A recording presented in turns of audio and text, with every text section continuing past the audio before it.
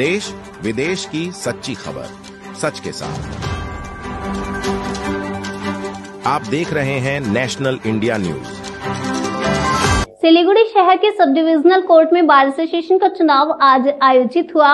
कुल 16 सीटों के लिए तृणमूल भाजपा और कांग्रेस वाम गठबंधन ने उम्मीदवार उतारे हैं। चुनाव में भाजपा के वरिष्ठ नेता नंदूपाल और सिलीगुड़ी विधायक शंकर घोष ने भी भाग लिया और चुनाव के परिणाम कल घोषित होंगे और मतगणना सुबह 11 बजे से शुरू होगी। और आपको बता दें, बार एसोसिएशन के इस चुनाव को सभी पार्टियों ने उत्सव के रूप में लिया।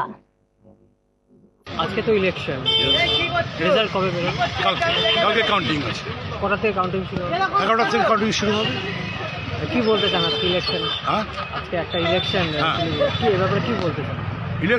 ইলেকশনটা হচ্ছে ভার্চুয়ালি, এইটাকে আমরা বলি আমাদের আগে তো চলে প্রত্যেক বছরই হতো আমাদের ইলেকশন, এখন টু ইয়ারলি 2 বছর পর পর হচ্ছে।